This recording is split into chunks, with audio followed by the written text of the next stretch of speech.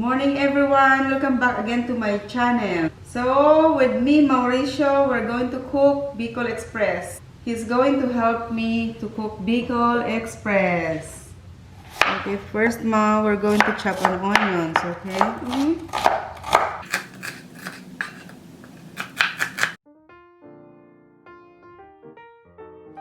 Okay, Ma, can you help me remove this silly? Okay.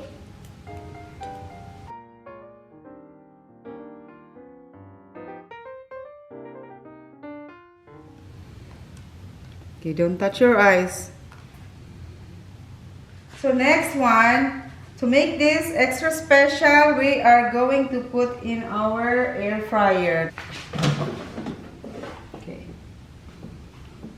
Can you hold this one for me? Okay, that's enough. Close it. And then we can program it to 370 for 15 minutes. Okay? And it's running. Are you hungry, Mau? Yes. Okay. While waiting for that, you can sing, okay? Sa ilalim ng puting ilaw, sa dilaw na buwan, pagtingin mo ang aking sigaw, sa dilaw na buwan. We are roasting the liempo for 400 Fahrenheit and for 15 minutes. Just get all the juices and the fats. Okay.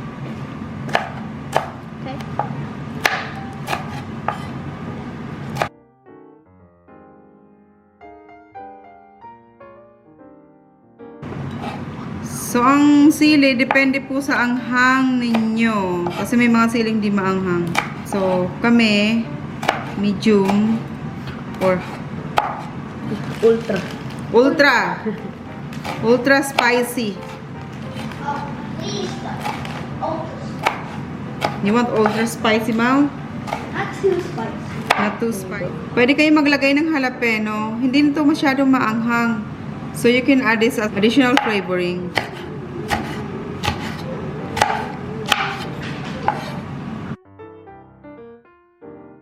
Meron namang mga bell pepper na pwede nyong gamitin.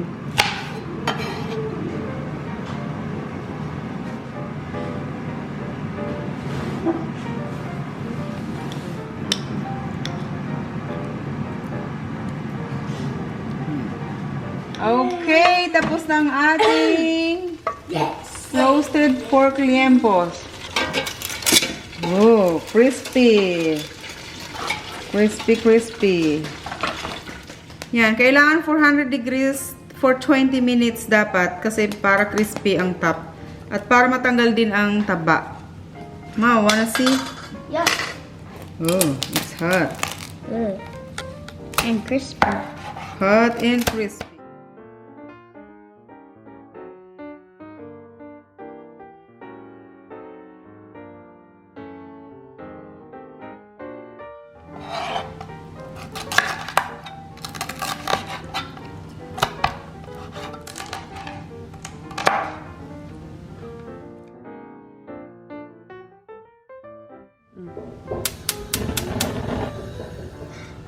Mga 1 or 2 teaspoon of oil. To start with, we're going to fry the onions. Okay? Fry first 1 or 2 minutes. Then, after that, okay. Then you add the garlic. You add the garlic first.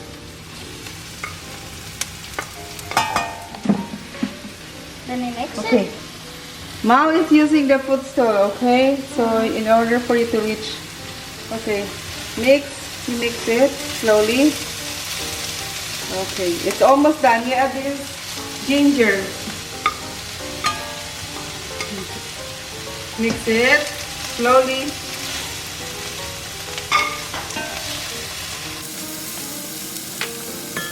Gentle mixing. That's it. Okay, now you add this shrimp paste. Okay. It's Then really a shrimp paste. Bagoong. You say bagoong. bagoong. Okay.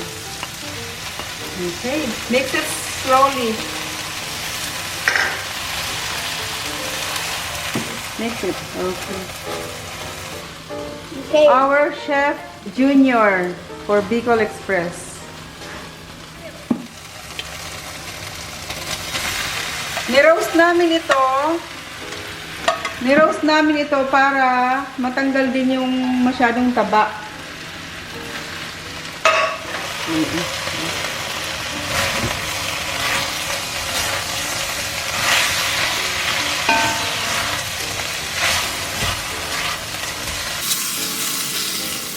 You cover it for 3 to 5 minutes. Okay, then put it on the low heat. Okay. Then we put some salt. And mix it. Let's do it.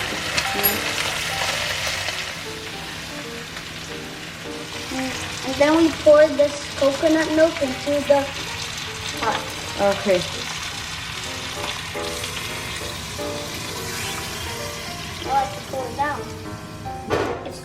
If you do this, then it's more easier to mix. Okay. You can cover it now. Uh-huh. After 5 minutes, ayan na siya.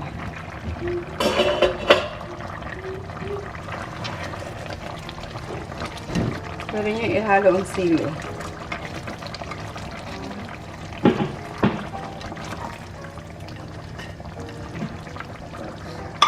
And you can still cover it until it's done. Now it's done. Oh, that's great. Mama, I'm ready to eat. Okay. Hope you like it, Mom.